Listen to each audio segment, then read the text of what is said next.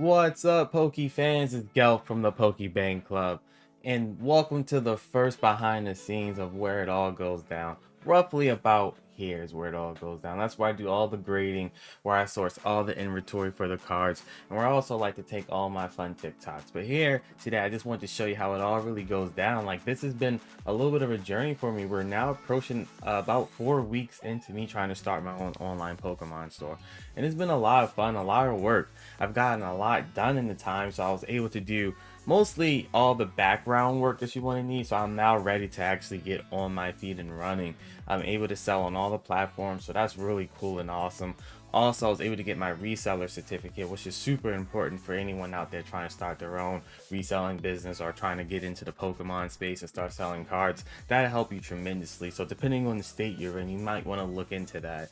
But yeah, it's been a lot that's been accomplished, and just want to say thank you really to everyone who's been supporting me, giving me the likes and shares. Really appreciate everything. It's just been a wonderful experience in the Pokemon community, and just want to go more into what it really takes to have your own store. So really what you want to do is first figure out like your market and your niche. For me, like, I just want to focus on like graded cards and singles. Maybe one day I can get into like sale packs and sale boosters, but yeah, kind of like fill your market out. I know there's a lot of people who want to jump into space. I've gotten a lot of comments about it, and also a lot of messages about, you know, opening up a Pokemon store. And it's a lot of fun, I'll tell you that, but there is a little bit of work to it.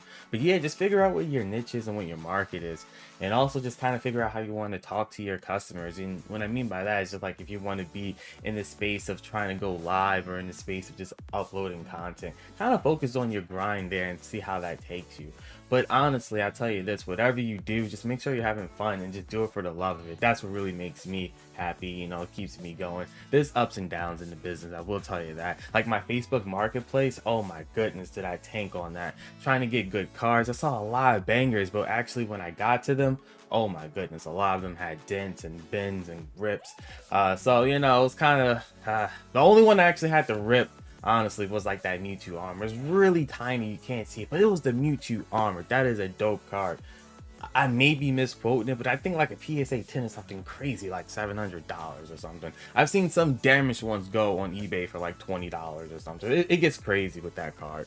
So, you know, just having that, you know, ability to kind of like source your inventory is another big thing. Like for me, like I said, when I went to the Facebook marketplace, I really thought I was going to get a good deal, and it turned out to be so some of the cards are really good, but I had to do a lot of like restoring on them.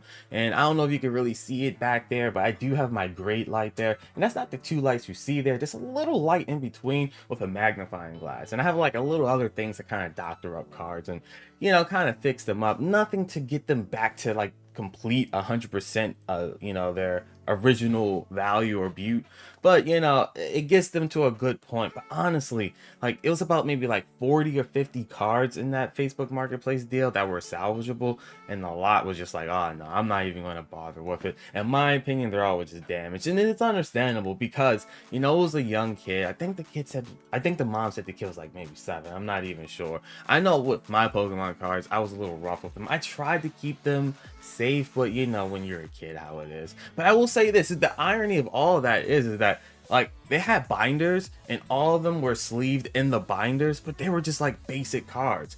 All the full arts, all the illustration rares, all the good stuff was just like thrown around in there. It's crazy. So there was like protection, but the cards that were valued more just weren't protected. So again, if you're out there looking at Facebook Marketplace, kind of like weed that out. And another thing to keep in mind is some of the platforms don't really like cards that you can't provide proof of, like buying them. So if you don't have like a receipt or anything like that, which you kind of wouldn't have on the Facebook marketplace, it's not proof of authenticity. So, you know, if they can't prove that's authentic, some of the places are just going to tell you no. So that's the issue too. So keep that in mind. Like I said, I think I even mentioned that maybe in like my day 2 or day 3 video, but still, something to definitely keep in mind when you're out here trying to start your own online Pokemon store. I actually recommend going with graded cards because off top, if you buy a card from PSA 10, you know it's good, and you can authenticate it. The biggest problem with that is actually sourcing graded cards for a good value. If you buy it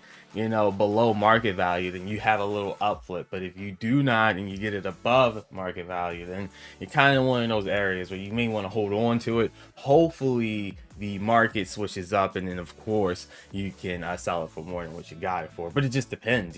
So also keep that in mind. Now that GameStop has like PSA stores everywhere, they made the deal, you can kind of just run into GameStop and drop off your car. So I think that'll kind of make the market a little easier for people trying to get graded cards or get into graded cards. So it just depends.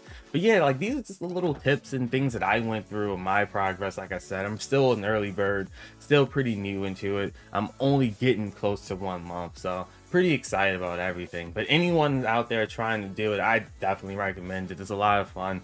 The main thing, like I said before, is just kind of fill out your market, also kind of figure out how you're going to get your inventory and source it. And once you have those two legs together, I think most of the other dominoes start to fall in place. But again, just keep an eye out for a lot of stuff. And for me personally, I enjoy grading cards. I suck at it in my opinion because I don't get the PSA 10s I want. But see, PSA 10 is a little, I'll get like 8s and 9s, and then you'll just have to sell those. So I only like to keep the 10s personally because I'm trying to have built 10 collections. So it's just tough. Sometimes you'll get some that'll come back as a 10, or sometimes you'll think it's really good, but once you really start diving into it, you'll see these things that are kind of like, oh no, it's a little miss on the line, or the board is kind of not perfect, and those are the things that really hold it against you. I found out also, like a pro tip, that if you're in a place kind of like where I'm in Florida, you'll have humidity and the cards will start to warp a little. One thing to keep in mind, if they warp to a degree where it's crazy, then what I'm about to say doesn't apply. But if there's a little bit of warpage to the card, a little bit of bending to it, PSA doesn't hold that against you, so it won't be a point. But like I said, if it gets to a point where it looks crazy, then yeah, no, that's going to be damage, and yeah, it's going to be held against you. So yeah, more things just to keep in mind if you're out there trying to grade cards. And now with GameStop being able to just run in and drop them off, that makes it a lot easier. So you'll have more opportunities, especially if you're a pro member at GameStop. It makes it a lot cheaper because with PSA, you still had to be a member and pay this, that, and the third, and the fees just kind of went high. So now that you're at GameStop, if again you are a pro member, the fees are kind of lower. And again, it just makes it easier. You can just drop it off and then watch it, online, track where it's going, track if it gets its grade. I believe you could track that. I'm not sure, but you should be able to, because PSA you can, and kind of figure out what's going on with everything. And when it comes back to you, you'll know. So yeah, it's pretty cool what they have there, and definitely if you're trying to get into graded cards, makes the space a little easier. But really want to appreciate everyone. Just throw out the thanks again for all the support, all the likes, all the love, and really want everyone to stay tuned because yeah, we are launching soon. PokeBankClub, gotta check us out.